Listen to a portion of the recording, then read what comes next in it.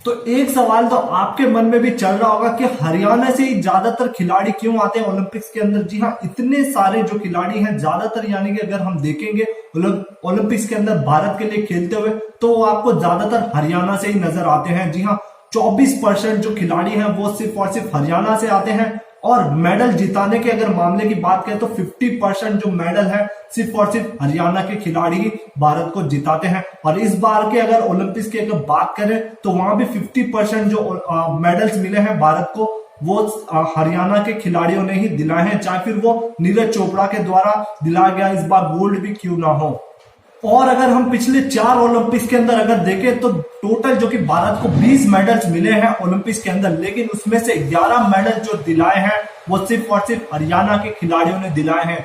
तो इतनी रुचि, जी हाँ, इतने सारे खिलाड़ी किस प्रकार से उभर के आते हैं सिर्फ और सिर्फ हरियाणा से, बाकी स्टेट से इतने खिलाड़ी क्यों नहीं आ पाते हैं, जानते हैं इस वीडियो के अंदर। जी हाँ, और बने रहिए। अगर अभी तक आप लोगों ने चैनल को सब्सक्राइब नहीं किया तो जल्दी से जाके कर दीजिए, क्योंकि मैं चैनल पर लाते हैं स्पोर्ट्स से जुड़ी सारी खबरें, फैक्ट, क्विज और क्रिकेट के कुछ टिप्स भी। तो चलिए शुरू करते हैं और आज का जरा जवाब जानते हैं, हरियाणा से ही इतने सारे खिलाड़ी क्यों आते हैं, वहां की जो रणनीति है वो क्या रहती है उनकी। जी हाँ, क्या अपने खिलाड़ियों को वो सुविधाएं देते हैं ताकि इतने सारे खिलाड़ी वहां से उभर के आते हैं। तो देखिए, पहला जो सवाल यह है कि हरियाणा से क्यों इतने सारे खिलाड़ी, क्योंकि अगर आप हरियाणा के अगर स्कूल से ही अगर देखेंगे तो स्कूल लेवल से ही वहां के खिलाड़ियों को प्रिपेयर किया जाता है, वहां पे अच्छी अच्छी एकेडमीज दी जाती है स्कूल लेवल से ही। अगर बाकी राज्यों की अगर आप बात करेंगे तो स्कूल कॉलेज के लेवल से उतना उनको प्रमोट नहीं किया जाता है बाकी खेलों के अंदर। देखिए, अगर बाकी खेल अगर देखें, क्रिकेट हो गया, फुटबॉल हो गया, वहां पे दूसरे राज्य वहां पे प्रदान करते हैं, लेकिन ओलंपिक्स के खिलाड़ी, एथलीट्स हो गए, वेट लिफ्टिंग हो गया, रेसलिंग हो गई, यहां से जो खिलाड़ी आते हैं ना वो सिर्फ और सिर्फ हरियाणा से हमको ज्यादातर दिखाई देते हैं। बाकी राज्यों से भी आते हैं, लेकिन ज्यादातर जो हरियाणा के आपको खिलाड़ी नजर आएंगे। यहां तक कि अगर इस बार के अगर आप महिला हॉकी टीम देखेंगे तो 9 खिलाड़ी आपको सिर्फ और सिर्फ वहां पे हरियाणा की आपको लड़कियां ही नजर आएगी, और कप्तान और उप कप्तान भी वहां पे हरियाणा की खिलाड़ी हैं, भारतीय महिला हॉकी टीम भी। और अगर मेंस हॉकी टीम की अगर बात करें तो वहां भी 2 हरियाणा के खिलाड़ी आपको नजर आएंगे। तो योगदान बहुत ही अच्छा रहता है हरियाणा का स्पोर्ट्स के अंदर। देखिए, पहले बात तो यह है कि अगर केंद्र का अगर स्पोर्ट्स के अंदर अगर बजट देखें तो वो 890 करोड़ के आसपास रहता है केंद्र का, लेकिन अगर सिर्फ और सिर्फ अगर आप हरियाणा के स्पोर्ट्स अगर बजट देखेंगे, खेल का जो बजट देखेंगे वहां पर खेल के अंदर, तो 394 करोड़ के आसपास सिर्फ और सिर्फ हरियाणा का रहता है। जी हाँ, यानी कि जो बजट है उनका बहुत अच्छा बजट रहता है, ताकि उनके जो खिलाड़ी हैं उनको प्रोत्साहन मिले और अच्छी कोचिंग मिले। और यहाँ पर हरियाणा के अंदर यही नहीं है कि जो खिलाड़ी रहते हैं उनको ही सिर्फ जो अच्छी कोचिंग नहीं दी जाती है, बल्कि जो कोचेस रहते हैं वहां उनको भी फॉरेन में ले जाकर उन्हें भी ट्रेन किया जाता है, उन्हें भी अच्छे से जो कि उनकी भी अच्छे से ट्रेनिंग दी जाती है, कोचेस को भी। जी हाँ, अगर आप कोचेस की भी अगर देखें, अगर कोच अच्छे होंगे तो फिर खिलाड़ी भी अच्छे होंगे, वहां पे हरियाणा का मानना यही है।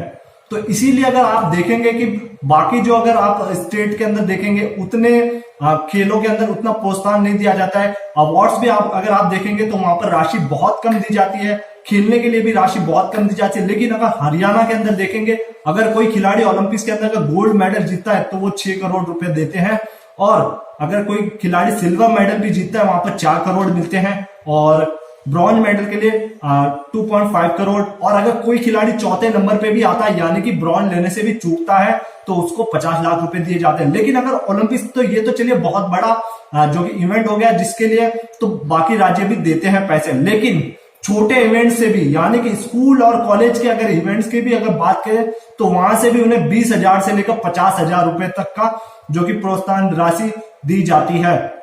विनिंग अवार्ड्स स्कूल लेवल से भी इतनी अच्छी राशि उन्हें मिलती है। अगर बाकी राज्यों के अंदर देखेंगे तो बहुत कम। जी हाँ, तो पहले तो जो मैंने पहले आपके सामने जो बजट के बारे में बताया था 394 करोड़, हरियाणा का इतना है। अगर आप राजस्थान का भी अगर जानेंगे तो सिर्फ और सिर्फ 100 करोड़ आपको नजर आएगा। तो आप देख सकते हैं कि कितना ज्यादा वो बजट लेकर चलते हैं अपने खिलाड़ियों के लिए, ताकि और अच्छे अच्छे खिलाड़ी वो दे सके भारत को। और अगली बात, अगर साइज सेंटर की अगर बात करें तो यहाँ पर हरियाणा के अंदर 22 साइज सेंटर है, जो कि भारत के अंदर सबसे ज्यादा सेंटर्स वाला स्टेट है। उसके बाद जो दूसरे नंबर पे आपको नजर आएगा वो यूपी का है, जहां पर 20 सेंटर्स हैं।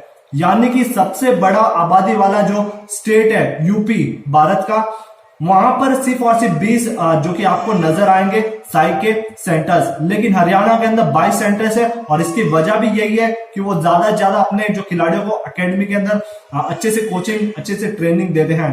तो यही था आज के वीडियो का जो मकसद था, वो यही था कि हरियाणा के खिलाड़ियों से, हरियाणा से इतने सारे खिलाड़ी क्यों निकल के आते हैं। तो यही सारे जो वजह है कि भैया इतना अच्छा वो बजट देते हैं, इतनी अच्छी फैसिलिटी देते हैं, और खासकर अपने खिलाड़ियों को प्रोत्साहन भी देते हैं। जी हाँ, और स्कूल लेवल से ही वहां पर जो कि ओलंपिक्स के या फिर किसी खेल के अंदर अगर किसी बच्चे को अगर रुचि है तो वहीं से वो शुरुआत कर देते हैं स्कूल लेवल से। और बाकी स्टेट के अगर बात करें तो एज कंपेरिजन।